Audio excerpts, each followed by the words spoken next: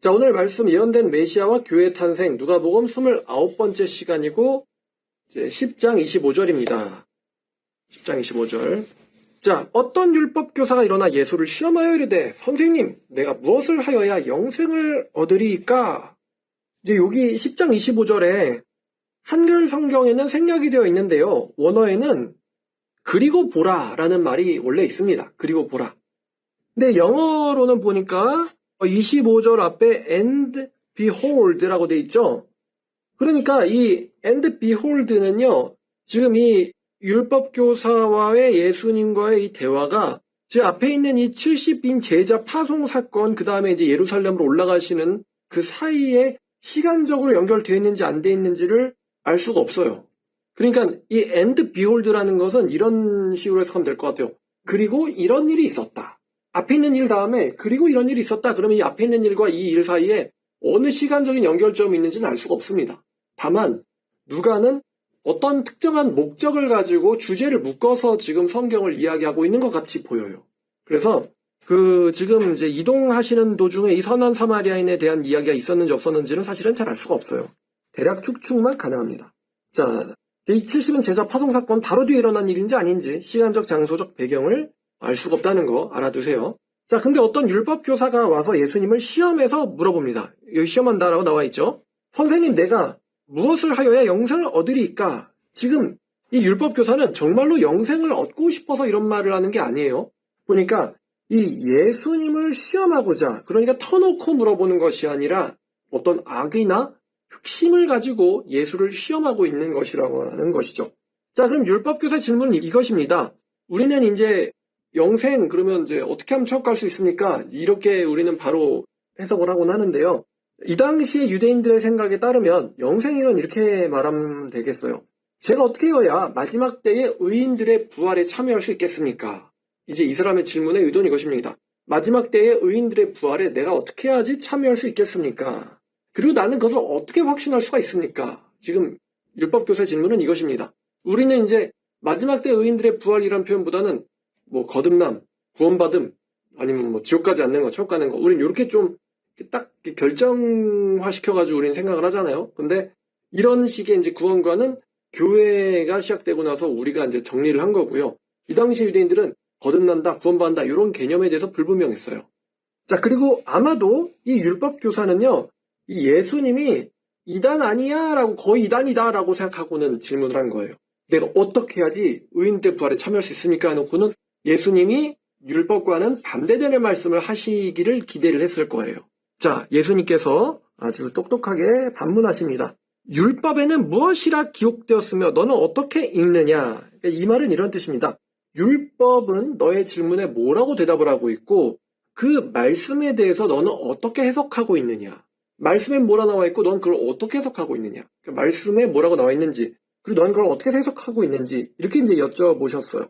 이 당시 사람들은 예수님이 율법과는 충돌을 한다라고 생각을 했습니다. 왜냐하면 예수께서 주로 안식을 날 사람들을 고치셨기 때문에 안식일을 어떻게 저 사람이 하나님의 사람이야. 저 사람은 율법과는 반대되는 말을 하고 있어. 뭐 요즘 보니까 뭐 엉뚱한 유튜버들은 예수님은 구약 성경을 뭐 인정하지 않았다, 뭐 부정했다, 충돌했다 이런 식으로 얘기하는데 예수님은 오히려 율법에 뭐라고 기록되어 있으면 너는 어떻게 가서 해석하느냐 이렇게 물어보신다는 거죠. 오늘날 개신교 안에서도 세대주의라는 사람들이요. 이제 세대주의라는 거는 때에 따라서 구원의 경륜이 다르다. 구원받는 방법이 다르다. 이런 식으로 받아들이는 사람들을 세대주의라고 합니다. 근데 전 이게 되게 비성경적이라고 생각해요. 이거 왜 이단이 아니지? 사실상 구원파 같이 이단에 해당하는 사람들이 이제 세대주의적인 구원관을 갖고 있거든요. 자, 그러니까 예수님이 구약과 충돌하냐? 근데 오히려 예수님은 구약 성경을 가지고 자신의 진리를 선언을 하십니다. 아마도 율법교사는 자신의 기대와 어긋난 예수님의 반문을 듣고는 당황을 했을 겁니다. 이렇게 말씀하실 리가 없는데? 이런 거죠. 이단인데 왜 구약 성경에 뭐라고 써있느냐고 물어보시지? 그리고 왜 그걸 어떻게 해석하냐고 물어보시지? 자, 그리고 이 율법교사의 대답에 예수님이 이제 뭐라고 하셨느냐? 자, 27절 그가 대답하여 이르되 네 마음을 다하고 목숨을 다하고 힘을 다하고 뜻을 다하여 주 너의 하나님을 사랑하고 또한 네 이웃을 네 자신같이 사랑하라 하였나이다. 이 구절이요. 두 말씀을 사실은 합친 거예요. 이 율법 교사의 대답은요. 자, 예수께서 28절에 이르시되 그 율법교사의 대답에 네가 옳도다 라고 말씀 인정해 주셨어요. 그리고는 뭐라고 또 하시느냐? 네가 이것을 행하라 라고 말씀하십니다. 자, 이 율법교사가 아마도 예수님의 허를 찌르는 판문, 율법에 뭐라고 기록되었느냐? 이 질문에 당황을 했지만 율법교사잖아요. 그래서 구약의 가장 위대한 가르침이라고 불리는 신명기 6장 5절입니다. 이거. 마음을 다하고 뜻을 다하고 힘을 다하여 주 너의 하나님을 사랑하라. 그 다음에 레위기 19장 18절에 네 이웃을 사랑하라 라는 말씀이 있습니다. 나는 여호와니라. 이 두 말씀, 신명기와 레위기 말씀을 인용을 같이 해서 대답을 합니다. 그럼 여기 누가복음에는 마음과 목숨과 힘과 뜻이 나왔죠. 다시 한번 볼게요. 27절 마음과 목숨과 힘과 뜻. 여러분, 마음과 목숨과 힘과 뜻이 뭘까요? 마음, 목숨, 힘, 뜻. 뭐예요 이게? 한번 영어를 보니까 all your heart, all your soul, and all your strength, all your mind 이렇게 되어 있네요. heart, soul, strength, mind. 그러니까 이 마음과 목숨과 힘과 뜻이는요, 이건 이런 것이죠. 너의 전 인격적인 모든 것을 다 바쳐서, 너의 전 인격적인 모든 것을 다 바쳐서 마음과 몸을 다해서 힘을 다해서 하나님을 사랑해라. 하나님을 사랑해라. 그리고 이웃을 사랑하라. 자, 예수님이요, 네가 이것을 행하라 그리하면 네가 살리라 이렇게 말씀하셨는데, 그럼 우리가 행하라 살리라, 예수님의 긍정이 행위 구원을 지지하는 걸까? 아, 이것을 가지고 행위 구원을 지지하고 계신다라고 생각할 수도 있을 것 같은데, 근데 잘 생각해보면은 마음과 목숨과 뜻을 다해서 하나님의 말씀을 실천하려면은 사실 거기에 전제되어 있는 것은 믿음과 헌신이죠. 제가 이제 목회를 하면서 사람들한테 무엇을 해봅시다 라고 이제 뭔가 이렇게 권유를 할 때가 있는데, 저는 명령을 잘 안 하죠. 권유를 합니다. 근데 사람들이 어느 정도 따라는 오죠. 근데 오는데 중간에 이제 끝까지 같이 못 가고 이탈하는 경우가 있습니다. 그럼 저는 이제 어떻게 생각하냐면은, 어떤 행동이 구원을 주는가 했을 때 어떤 행동이 끝까지 못 가는데 이면에는 사실 뭐가 부족하냐면은 마음이 부족해요. 마음. 그 말씀과 가르침에 대한 믿음이 없어요. 여러분, 우리는 믿지 못하는 것을 끝까지 실천할 수가 없어요. 우리는 믿음이 있어야지 어떤 계명을 끝까지 실천할 수가 있습니다. 그리고 우리가 어떤 계명에 헌신되지 않고서는 그 계명을 지키고 살 수가 없어요. 만약에 믿지 못하고 헌신되지 못하는데 뭔가 해보자 그러면은 좀 하다가 결국 몇 달도 못 돼가지고 아유 안 할래 이러고 접게 되죠. 그래서 그렇게 순종하고 사는 삶에는 믿음과 헌신이 사실은 전제가 되어 있습니다. 다만 예수님은 구약 성경의 가르침을 일반적으로 적용하고 계신 거예요. 행하라 그리하면 산다. 자, 그럼 우리가 이 예수님과 율법 교사와의 대화에 몇 가지를 포인트를 캐치할 수가 있는데, 자, 첫 번째, 예수님은 율법에 뭐라고 기록되었느냐라고 물어보셨어요. 이 말은 다시 말하면요, 자, 여기 25절에 율법 교사의 질문이 영생을 어떻게 얻습니까? 잖아요. 25절에. 근데 예수님은 26절에서 율법에 무엇이라고 기록되었느냐라고 물어보고 또 너는 어떻게 해석하느냐 이렇게 물어보시잖아요. 그러니까 우리가 영생에 이르기 위해서는 반드시 바른 지식이 필요하다는 걸 알 수 있습니다. 율법에 뭐라고 기록되느냐. 반드시 바른 지식이 필요하다. 제가 이제 상담을 하다 보면 성경을 읽는 거에 대해서는 등한시 여기는 기독교인들을 볼 수가 있습니다. 성경 읽는 거를 등한시 여긴다. 전 이게 정말 도무지 이해가 안 되거든요. 되게 착해요. 되게 열심히 삽니다. 되게 좋은 사람이에요. 근데 성경을 잘 몰라요. 그럼 제가 그 사람의 모든 삶을 하나님처럼 알지는 못하잖아요. 근데 저는 이게 이해가 안 돼요. 어떻게 굉장히 착하고 선한 사람인데 성경을 잘 모를 수가 있지? 제가 누차 말씀드리지만 우리가 마음과 목숨과 힘과 뜻을 다해서 하나님을 사랑해야 돼 라고 이야기하는데, 마음과 목숨과 힘과 뜻을 다해서 하나님을 사랑하는데 왜 성경을 안 읽을까? 이게 좀 물음표입니다, 이거 정말로. 사실 요즘에 어떤 생각도 제가 갖냐면은, 야, 영생 얻으려면은 아무래도 좀 10대가 좋겠다 이런 생각도 들어요. 10대나 20대 초가 좋겠다. 왜냐면은 우리 대한민국 사람들이 정말 인생 일대에 있어서 정말 열심히 한 가지에 다들 몰두하는 게 하나 있죠. 뭐예요? 바로 수능 준비입니다. 수능 준비. 대부분의 사람들이 수능 준비할 때는 한번 인생 일대 몰두를 해봐요. 근데 수능 준비할 때 성경을 읽는 게 정말 좋은 기회라고 생각합니다. 수능을 준비할 때 성경을 읽어본다. 이거 정말로 좋은 기회예요. 인간들이 애지간해서는 책상에 앉아가지고 뭔가 열두할 만한 일이 별로 없어요. 수능 시험이 끝나고 나면은 대학교 가면은 뭐 노느라고 뭐 하느라 사실 대학교도 좀 봐줍시다. 대학교 들어가서 학과 공부하거나 중간이나 기말을 볼 때 도서관에 앉아서 뭔가 열두를 해야 되잖아요. 근데 그때 성경책을 놓고는 열중하면 어떨까? 그 젊은 머리로 성경책을 열심히 읽어보면서 과연 참다운 인생은 무엇일까? 여기에 대해서 고민해보는 게 정말로 귀하다고 저는 생각하고요. 근데 대학교를 나와서 이제 취업 시장에 도전한다거나 취업해버리고 나면은 우리가 10대 후반이나 20대 초반에 가질 수 있는 그런 순수한 마음으로 성경책을 놓고는 고민할 만한 기회가 없게 됩니다. 그때 가서는 대체로 조건을 봐야 되죠. 또 뭐를 봐야 되죠. 웬만하면 이거 놓고 고민하기가 힘들어요. 그러다 보면은 이제 20대 후반이 30대고 30대 후반이 40대 되고 그러니까 이제 성경은 잘 모르는데 교회는 다니는 이런 좀 괴이한 크리스찬이 나오는 것 같아요. 그래서 고등학생들이 성경을 좀 보면 어떨까? 그게 인생 전반 영향을 미칠 텐데. 자, 그래서 성경을 모르는 건 저는 이해가 안 됩니다. 열심히 안 읽은 건 뭐라 변명할 수 없다. 그 친구한테도 얘기를 해줬어요. 야, 그 청계천에 그 서림에 갔더니만 이제 성경 파는 데 갔더니만 제가 성경을 지금 물어봤어요. 이거 얼마입니까? 그랬더니 5,000원이래요. 그러면은 솔직히 말해 성경을 못 읽는 거는 변명이 안 돼요. 이건 변명이 안 됩니다. 5,000원도 없다? 성경을 살 돈이 없다? 변명이 안 됩니다. 심지어 스마트폰 있잖아요. 여기에 제가 좋아하는 사이트 홀리넷 들어가시면은 공짜로 성경을 읽을 수가 있습니다. 공짜로. 그러니까 성경을 못 읽는다 이건 변명이 안 돼. 이거는 하나님에 대해서 뭐가 없는 거냐? 관심이 없는 거예요. 또 이해가 안 되는 거는 기도를 굉장히 열심히 한다고 합니다. 아니 도대체 성경에는 관심이 없고 성경 읽는 데는 관심이 없는데 왜 기도는 열심히 하고 종교생활은 열심히 할까? 전 여기 대해서 물음표가 찍히는 거예요. 이거 도대체 어떻게 해석해야 되지? 얘가 정말 하나님을 사랑한다고 볼 수 있을까? 근데 만약에 여러분들이 정말로 하나님을 사랑하신다면 예수님이 율법에 뭐라고 기록되었냐라고 말씀을 하시는데 성경을 전혀 모르고도 정말 예수님께 인정을 받을 수 있을까요?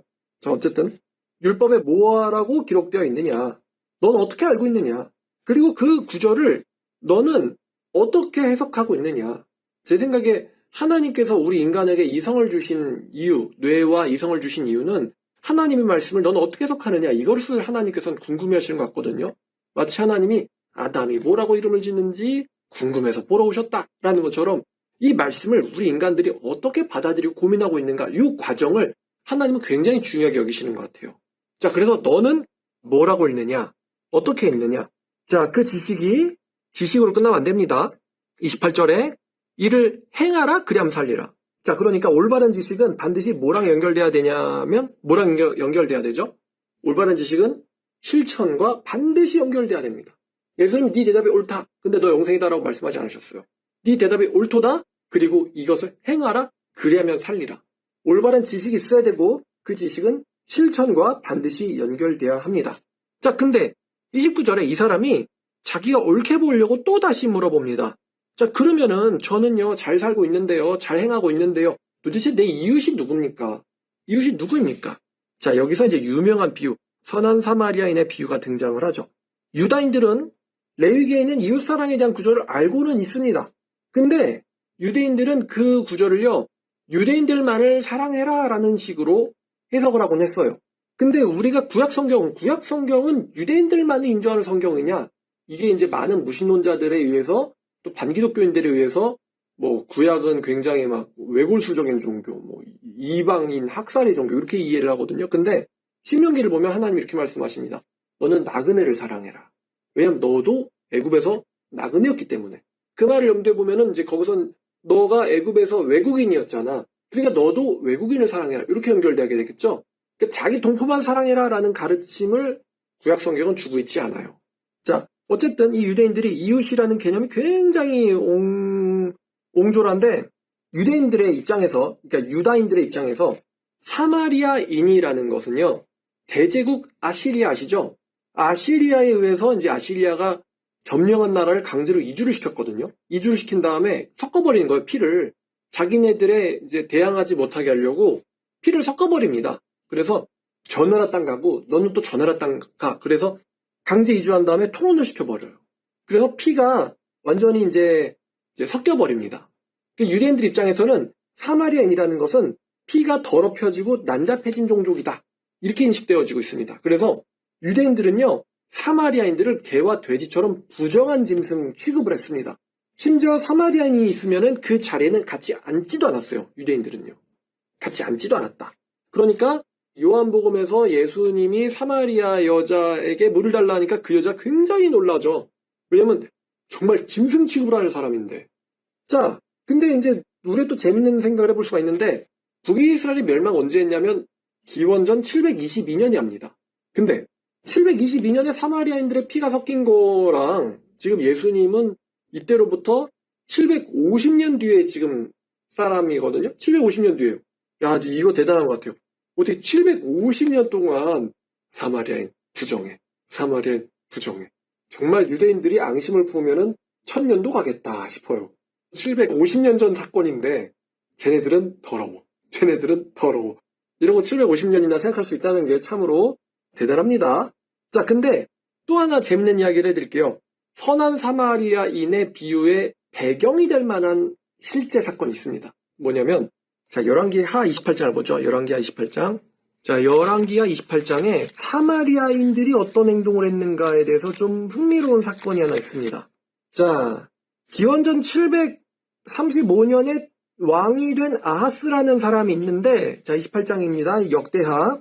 아하스가 왕이 오를 때 나이가 20세라 이 사람이 예루살렘에서 16년 동안 다스렸으나 조상 다윗과 같이 안 하고 여호와가 보시기에 정직하게 행하지 않았고 이스라엘의 왕들의 길로 갔으며 바알들의 우상을 부어 만들었고 가증한 일을 했고 자녀들을 불사르고 또 4절에 보니까 산당에서 분향을 하고 5절에 보니까 그래서 이 사람이 하나님께 진노를 받아서 아람 왕의 손에 넘어갔다. 그래서 많은 무리들이 다메섹으로 끌려갔고 또 5절 끝에 보니까 이스라엘 사람들의 손에 넘어가서 또 이스라엘 사람들의 침공을 받아서 남유다가 크게 살육을 당했다. 이런 내용이 나오거든요. 자, 그래서 6절을 보니까 그의 조상들 하나님 여호와를 버렸음이라.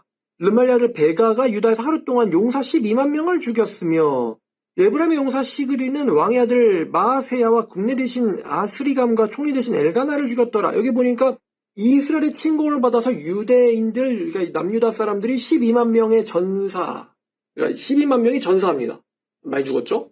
12만 명이 전사였어요. 그래서 8절 보니까 이스라엘 자손들이 그들의 형제 중에서 그들의 아내와 자녀를 앞에 20만 명을 사로잡았다.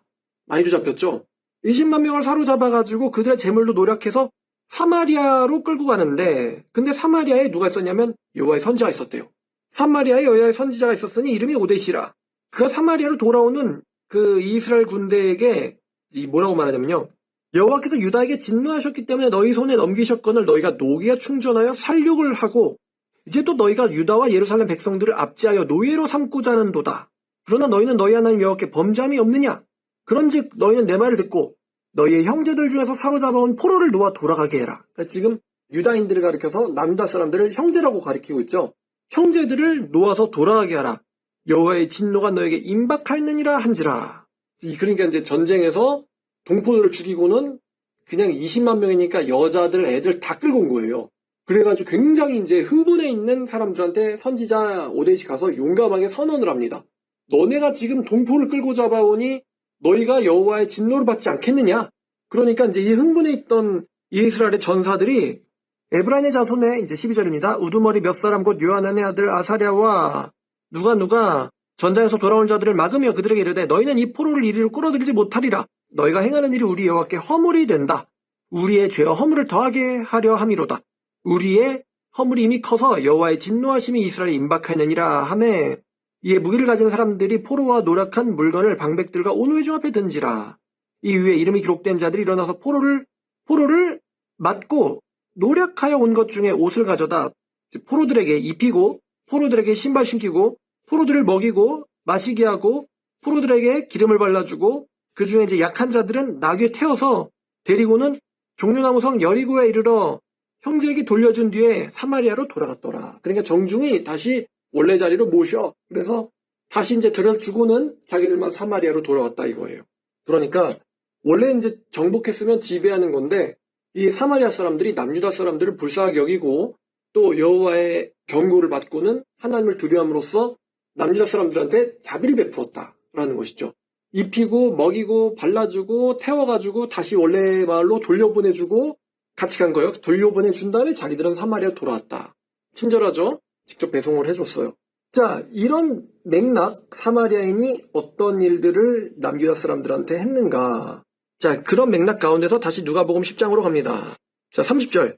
예수께서 대답하여 이르시되 어떤 사람이 예루살렘에서 여리고로 내려가다가 강도를 만났다. 하필이면 사마리아인이 데려다 준 곳도 여리고였는데 여기서도 어떤 사람이 여리고를 가다 강도를 만났습니다. 자, 그래서 강도들이 옷을 벗기고 때려 거의 죽은 것을 버리고 갔대요. 예루살렘에서 여리고로 가는 길이 굉장히 험난한 길이라고 합니다. 굉장히 길이 구불구불하고 돌도 많고 위험하고 특히 가는 길 중간중간에 동굴이 굉장히 많아가지고 강도들이 보통 이제 혼자가 아니에요. 때로 숨어 있다가 급습을 한다고 해요. 때로 모여 있다가 숨어서 급습을 한다. 근데 강도들이 급습을 받기 딱 좋았는데 심지어 예수님 때에도 강도들이 많았다고 합니다. 자, 그래서 이 사람이 강도들한테 심각하게 공격을 받아가지고 거의 의식불명 상태까지 가요. 그러니까 내버려 두면은 죽는 것은 시간 문제죠. 자, 어떤 사람이 가는데 그 사람의 직업이 뭐였냐면 제사장이었습니다. 31절. 제사장이 그 길을 가다 그를 보고는 피하여 갔대요. 놀랍죠? 제사장이 피하여 갔다. 지금 율법교사와 대화하고 계신데 두 번째는 레위인이 그곳에 가서 그 사람을 자세히 보고는 피하여 갔다. 여기서 이제 보다라고 하는데 자세히 봤다가 원래 뜻입니다. 자세히 보고는 피하여 갔다. 여러분, 제사장은 말 그대로 성전에서 예배 업무에 종사하는 사람들입니다. 그리고 레위인들은 그 성전 업무를 보조하고 도와주는 사람들입니다. 근데 즉 성전에서 일하는 성직자와 성전 봉사자들이 교회 간사라고 해야겠죠? 강도 만난 사람을 보고서는 피해서 가버렸어요. 좀 놀랍죠? 자, 그런데 어떤 사마리아인이 여행하는 중에 거기 이르러 그를 보고는 불쌍하게 여겼다라고 합니다. 불쌍하게 여겨서 가까이 가서 기름과 포도주를 상추에 부었다. 일단 기름은 통증을 완화시키는 효과가 있어요. 그리고 포도주는 소독의 효과가 있습니다. 기름과 포도주를 붓고 아마도 자기가 원래는 쓰려고 했던 거겠죠. 그리고는 싸매주고 자기 짐승에 태웠고 그렇다면 이 사람은 걸어갔다는 소리죠. 자기 짐승에 태웠고 여기서 주막이라고 나왔는데 사실은 이 주막이라고 번역된 이 단어가 원래는 좀 더 고급진 숙소를 의미합니다. 여관보다는 고급진 숙소를 의미해요. 꽤 고급진 숙소, 그러니까 준 호텔급에 데려가서 돌봐주면서 주막 주인에게 데나리온 둘을 내어주면서 이르기를 이제 데나리온 둘은 약 2~30만 원 정도죠. 이 사람을 돌봐주라. 비용이 더 들면 내가 돌아올 때 갚을 것이다 라고 계약서를 쓰고는 갑니다. 자, 그리고 예수님이 물어보십니다. 네 생각에 이 세 사람 중에 누가 강도 만난 자의 이웃이겠느냐? 네가 존경하는 제사장? 아니면 성전 봉사자들? 아니면 네가 경멸하고 있는 사마리아인? 누가 그 강도 만난 자의 이웃이냐? 그랬더니 이 사람이 자 37절에 사마리아인이요 라고 대답을 하면 정답인데 사마리아인이라는 말을 차마 입에 못 올립니다. 그리고서는 뭐라고 한다는 대답이 뭐냐면 자비를 베푼 자입니다. 그러니까 사마리아인이 이웃이다라는 말을 차마 못 하겠는 거예요. 사실 예수님이 원하시는 대답은 그건데요. 누가 이웃인데 제사장이야? 레위인이야? 아니면 사마리아인이야? 그래서 말을 돌려하죠. 자비를 베푼 자입니다. 그래 좋다. 너도 가서 이와 같이 하라. 자, 그러면 이 사람의 질문이 다시 영생을 얻으려면 어떻게 합니까?에 없어요. 예수님의 대답은 너도 가서 이와 같이 해라. 영생을 얻으려면 하나님과 이웃을 사랑해야 된다. 근데 사랑이란 건 아마도 그 사람의 위기를 돕는 게 아닐까 싶어요. 강도 만난 자는 지금 생명의 위험에 처해 있습니다. 생명의 위험에 처해 있어요. 비유 속에 등장하는 사람이지만 그를 모른 척 한다면 이 사람은 죽게 될 게 분명합니다. 제사장도 딱 보고 지체인가? 부정 탄다. 오이 이러고 갔어요. 레이는 좀 더 가까이 가서 숨은 붙었네. 이러고 갑니다.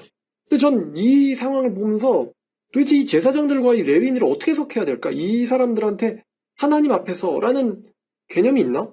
성전에서 말씀을 가르치고 성전 예배 업무를 하는데 죽어가는 사람을 보고서는 부정한데? 이러고는 가는 정말 돕고 싶은데 부정 탈까봐 난 정말 도와주고 싶은데 부정 탈까봐 못 도와주겠어. 이랬을까요? 이 사람이? 도와주다가 강도 만나면 어떡해? 이런 거죠. 내가 살아야지. 강도 만나면 어떡해? 근데 자기들 성경에 하나님을 마음을 다해 사랑하고 이웃을 사랑해라. 율법교사 머리에 바로 나왔잖아요. 이웃을 사랑해라. 오늘날에도 그렇지 않을까요? 오늘날에도 성직자들의 입에서 나오는 말과 말하니까 찔리네. 성직자들 입에서 나오는 말과 성직자들이 실제로 하는 행동들이 언매치되고 있지 않을까? 근데 그들이 되게 불결하다, 부정하다고 여기는 사마리아인이 오히려 와가지고 그 사람 발견하고는 불쌍히 여겼다고 합니다. 우리가 이 계명을 가지고 그러면은 뭐 사랑이라는 거는 막 이렇게 이것저것 퍼주는 거라고 이제 생각을 할 것 같은데 저는 사실 저는 아무 때나 나서진 않거든요. 저는 아무 때나 나서진 않지만 아무도 안 나서면 제가 나섭니다. 저는 그래요. 누군가 도와주면 전 안 하고 아무도 안 도와주면 제가 합니다. 이 위험에 빠진 사람을 위기에서 도와주는 거. 이걸 사마리아인이 했던 일이에요. 너도 가서 그거 같이 해라. 그러면 살리라. 근데 이 사건을 조금 더 이제 복잡하게 설명하면 우리가 선행을 평생 하는 데는 분명히 거듭난 새 사람이 필요합니다. 왜냐하면 거듭나지 못한 사람은 이런 세상의 악과 부조리와 위기를 계속해서 도와줄 수가 없어요. 그 전에 자기 정신이 먼저 바닥나기 때문에 거듭난 새 사람이 필요합니다. 예수님은 아마도 그것을 알고 계셨을 겁니다. 왜냐하면 우리가 강도 만난 자를 돕는 삶을요, 한 번만 살아서는 안 돼요. 그 사람을 우리가 내 25살에 만났을 때도 도와주고 35살 때도 만났을 때 도와주고 또 50살 때 만났을 때 도와주고 또 70살 때 만났을 때 도와줘야 되는데 60, 70 됐을 땐 귀찮아. 그럼 사실 개미에서 떠난 거죠. 머물러 있지 못하고. 계속해서 하나님을 마음과 목숨과 뜻을 다해서 사랑하려면 거듭난 새 사람이 필요합니다. 그게 아닌 인간의 의지만으로는 가질 못해요. 자, 그래서 이런 선한 사마리아인의 비유, 정말 네가 부정하다고 생각한 사람이 오려 네 이웃이다. 그와 같이 해라. 자, 38절입니다. 그들이 길을 갈 때에 이 38절부터 42절까지 나오는 사건도요. 이게 시간순으로 이어지는 사건이 아니에요. 아닙니다. 이거는 시간순으로 이어지는 사건이 아니라 실천과 관련되어 있는 주제로 묶여있는 사건입니다. 예수께서 한 마을에 들어가시니까 이렇게 해석해야 돼요. 이거는 한때 이런 일이 있었는데 라는 말이 앞에 있다라고 생각하고 보시면 될 것 같아요. 예수님한테 이런 일도 있었어. 이렇게 이제 읽으면 좋을 것 같습니다. 어떤 일이냐면은 예수께서 마을에 들어가실 때 마르다라는 이름하는 여자가 자기 집으로 예수를 영접한 적이 있었거든? 이렇게 가는 거죠. 자, 이웃섬김과 사랑의 실천이라는 주제와 연결되어 있어요. 자, 그에게 마리아라 하는 여동생이 있었는데 주에 발치에 앉아서 말씀을 들었어. 근데 이 마르다는 준비하는 일이 많아 마음에 분주한지라. 아마도 예수님과 다른 제자들이 같이 왔었을 텐데 이 마르다의 경우는 아이고 씻길 물이 또 필요하고 또 마실 음료가 필요하고 또 먹일 음식이 필요하네. 그러니까 굉장히 이제 준비에 분주한 거예요. 분주했고 근데 한편 이 여동생인 마리아는 발치에 앉아서 예수님의 말씀을 듣고 있었어요. 39절에. 마리아는 발치에 앉아서 말씀을 듣고 있었습니다. 그러니까 40절에 보니까 마르다는 준비하는 일이 많아 마음에 분주한지라 예수께서 나아가 이르되 주여, 지금 사실 살짝 화가 났습니다. 이 언니가. 내 동생이 나 혼자라는 것을 생각하지 아니하시나이까 그녀에게 명하사 나를 도와주라라고 하소서. 그러니까 야 와서 나 좀 돕지 보다도 지금 딱 사람들의 중간에 등장해가지고 예수님한테 마리아에게 말 좀 해주세요 이렇게 얘기를 하는 거죠. 이제 물 확 끼얹은 거예요. 자, 그러자 41절 주께서 대답하여 이르시되 마르다야 마르다야 네가 많은 일로 염려하고 근심하냐. 잘 보면 여기서 마르다야 마르다야 몇 번 부르셨어요? 2번 부르셨다. 아마도 예수님이 사랑의 마음으로 마르다를 부르셨을 거예요. 마르다야 마르다야 이렇게. 네가 많은 일로 염려하고 있고 근심하고 있구나. 그러니까 지금 이 염려하고 근심하다라는 것을 다시 설명하면 너는 많은 일들 때문에 지금 걱정해하고 있고 불안해하고 있다. 근데 42절 몇 가지만 하든지 혹은 한 가지만이라도 족하니라. 이거 번역이 조금 별로라고 생각해요. 너는 굉장히 많은 일들로 염려를 하고 있고 근심하고 있고 불안해하고 있는데 오직 한 가지만이 필요하다. 원래 문장은 이겁니다. 네가 많은 일들로 불안해하고 있지만 오직 한 가지만이 필요하다. 그리고 그 마리아가 좋은 것을 선택했으니 빼앗기지 않을 것이다 라고 하시니라. 자, 그러니까 예수님이 말씀하신 야 마르다야 너는 많은 일들로 염려하고 분주하고 걱정하고 있구나. 음식 찾는 일. 근데 오히려 한 가지 일이 필요한 일이야. 필요한 일은 한 가지일 뿐이야. 그 주님이 말씀하신 한 가지 일이 뭘까요? 지금 마리아가 하고 있는 거. 주님이 말씀하신 많은 분주한 일 말고 많은 일들 말고 한 가지 꼭 필요한 일. 그게 뭘까요? 주님이 말씀하신. 말씀을 경청하는 거예요. 자, 지금 앞에 선한 사마리아인의 비유에서 율법이 뭐라고 말하고 있으면 너는 그것을 어떻게 읽느냐. 말씀을 중요하게 경청하는 거는 제일 중요하죠. 자, 그러니까 예수께서 원하시는 한 가지 일이 뭘까요? 예수께서 청중에게 원하시는 마르다 마리아에게 원하시는 한 가지 일이 뭘까요? 예수님이 원하시는? 예수님이 너희는 왜 나한테 발 씻을 물을 주지 않느냐? 아니면 예수님이 너는 왜 나한테 커피와 콜라를 주지 않느냐? 세 번째, 예수님이 너는 왜 나한테 밥을 주지 않느냐? 예수님이 중요하게 생각하신 한 가지 일이 뭘까요? 바로 제자들이 말씀을 제대로 깊게 듣는 것입니다. 예수님이 원하시는 한 가지 일입니다. 지금 앞에 있는 선한 사마리아인의 그 율법교사의 대화에서도 그렇지만 지금 쭉 이어지는 내용들은 올바른 지식이 있어야 되고 올바른 실천이 있어야지 그게 살리라, 영생과 직결된다라는 주제가 지금 흐르고 있어요. 그러니까 바른 말씀을 제대로 듣는 게 얼마나 중요한가. 예수님은 당연히 바른 말씀을 가르치셨을 것이고, 그리고 예수님은 항상 마르다 마리아와 함께 계시지 않습니다. 예수님은 때가 되면 떠나셔야 돼요. 예수님의 발치에 앉아서 예수님의 말씀을 직접 듣는 일은요, 어느 인류에게나 쉽게 허락된 일이 아닙니다. 정말 급한 일은 뭐냐? 자, 그러면 반대로 지금 마르다가 예수님의 말씀을 제대로 듣고 있을까요? 제 생각에 마르다는 예수님의 말씀 제대로 못 들었을 것 같아요. 분주하게 일을 하더라도 예수님의 음성에 귀를 기울였으면은 저거 은혜롭네. 그러면서 내 동생 마리아가 좀 더 은혜를 받았으면 좋겠다. 그러면 이제 자기는 뭐 고생하지만 하겠죠? 근데 예수님 말씀을 제대로 못 들었을 거라고 저는 생각해요, 마르다가. 마르다가 지금 관심 갖는 일이 모두 다 마시게 하고 먹이는 일인데 사실 이 일은 가르치시는 게 끝난 다음에도 괜찮죠. 가르치시는 일이 끝난 다음에. 마르다와 마리아가 좀 비교가 되는데 마르다는 현실적이고 실용적인 여자예요. 마르다는 섬김과 봉사활동에 집중을 하고 있는 여자입니다. 걱정이 그리고 굉장히 많아요. 왜냐하면 현실적인 사람이기 때문에. 제자가 몇 명이었어? 컵이 몇 개 필요해? 몇 인분을 조리해야 돼? 바로 팍팍팍 이렇게 되는 거죠. 요한복음 11장에서도 나사로가 죽었을 때 예수님이 여기 계셨더라면 오라비가 죽지 않았을 것이다 라고 말한 사람이 마르다예요. 그리고 또한 예수님이 무덤 열자라고 했을 때 무덤에서 썩어서 냄새가 납니다 라고 얘기했던 사람도 마르다예요. 굉장히 현실적이고 실용적인 일만 생각하죠. 근데 반대로 마리아는 영적인 성향이 큽니다. 마리아는 예수님의 말씀을 듣고 경청하는 데 관심이 제일 많아요. 얼마나 관심이 많은지 예수님의 제일 앞에 앉은 사람입니다. 마리아가. 이게 또 재밌는 이야기인데 여러분 꼭 그런 건 아닌데 상당 부분이 이 예배의 자리에 여러분 재밌어요. 어디 앉느냐가 대략 그 영성과 관련이 있는 것 같기도 해요. 아닐 수도 있고요. 어쨌든 이 마리아는 예수님의 발치에 앉아 있었습니다. 발 앞에. 이 사람은 마리아는 예수님에게 헌신적인 여자예요. 예수님의 말씀을 듣고 또 나중에 예수님의 발에 향유를 붓고 머리털로 발을 닦은 인물이기도 합니다. 이 마리아가. 이렇게 이제 두 여자가 등장을 하는데 그렇다고 마르다가 나쁜 사람이라는 게 아니에요. 예수님이 마르다에게 애정을 담아가지고 불러주셨으니까. 아마도 말입니다. 가짜 선지자는, 거짓 선지자는 자기가 섬김받는 일에 관심이 있습니다.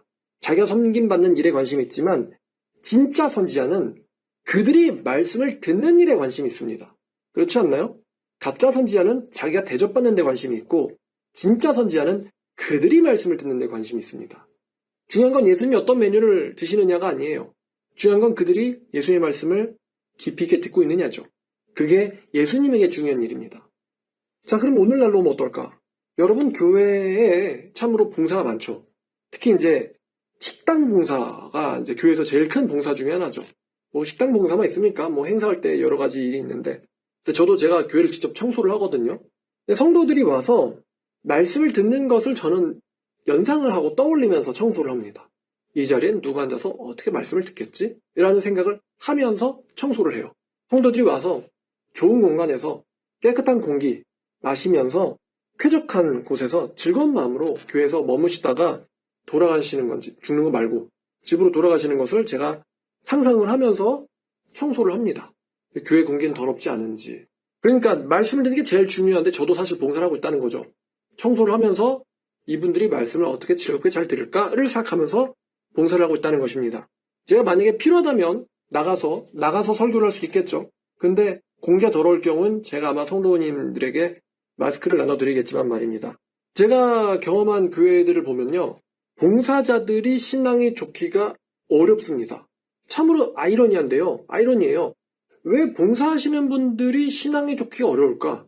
제 추측에는 봉사에 함몰되시는 것 같아요. 봉사에. 그러니까 사실 맛있는 밥 해서 성도들한테 먹인다. 굉장히 중요하죠. 금강산도 식후경. 근데 사실 더 중요한 거는 그들이 말씀을 제대로 듣는 거거든요. 말씀을 듣는 게 제일 중요합니다. 그리고 그 말씀 제일 듣는다에 사실 봉사자도 포함되어 있어요. 근데 제가 경험한 거는 보통은 봉사한다고 이제 보통 식당에도 이렇게 설교가 틀어지거든요. 유선으로 스피커 달아서. 근데 대부분은 그 설교에 집중을 못 합니다. 보통 이제 안 태웠냐 태웠냐 제대로 나오냐 안 나오냐 여기들에 관심이 있어요. 근데 음식이 좀 타더라도 식사가 좀 준비가 늦게 끝나더라도 정말 중요한 건 모두가 다 같이 말씀을 잘 듣는 거예요. 그게 사실 교회의 본질입니다. 본질. 자, 그래서 다 잘 되면 좋은데 대부분의 봉사자들이 봉사활동 자체에 마음이 함몰되는 경우가 많다. 심지어 예수님의 말씀을 듣는 경우에도 예수님 말씀을 듣게 할 게 아니라 지금 일을 시켜야죠 라고 지금 마르다가 이야기하고 있습니다. 근데 그렇다고 해서 봉사가 잘못됐다라는 말은 절대로 아닙니다.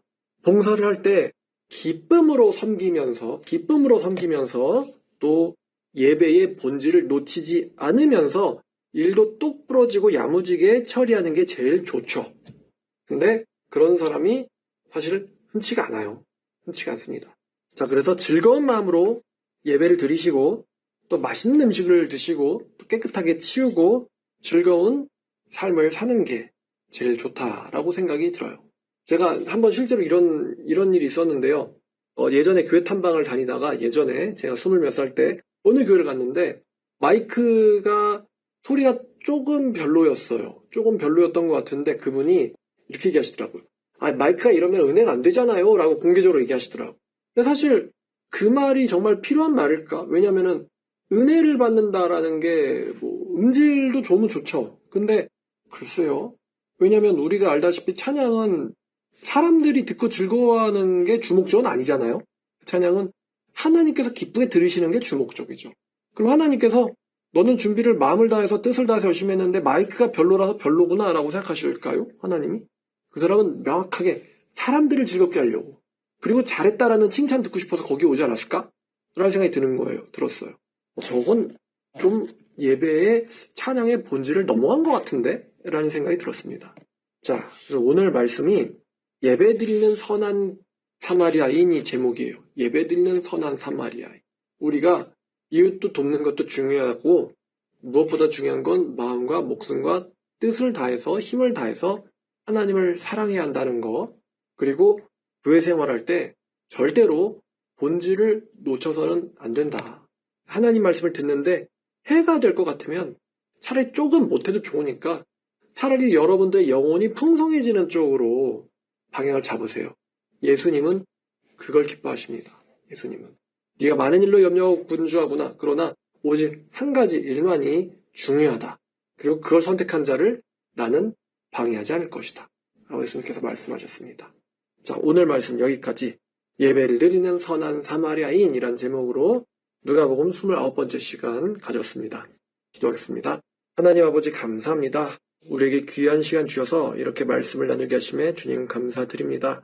우리가 이웃을 대할 때 혹시 선입견으로 대하진 않는지 한번 살펴보게 하시고 또 하나님의 말씀을 제대로 알고 있는지 제대로 읽고 있는지 또 우리가 제대로 실천하고 있는지 발견하게 하여 주시옵소서. 그리고 우리가 무엇보다 중요한 교회에 와서 예수님의 말씀을 들을 때에 말씀을 듣고 성장한다라는 중요한 본질을 놓치고 있지는 않은지 혹시나 봉사하거나 교회를 나오거나 하는 출석하거나 그런 어떤 행동에만 정신이 팔려서 예배의 본질을 놓치진 않는지 우리 자신을 점검하게 하여 주시옵소서. 마음을 다해서 주님을 사랑하기를 원합니다. 주님의 뜻 따라가는 우리 말씀사랑교회와 또 성도님들 되게 하여 주시옵소서. 예수님의 이름으로 기도드렸습니다.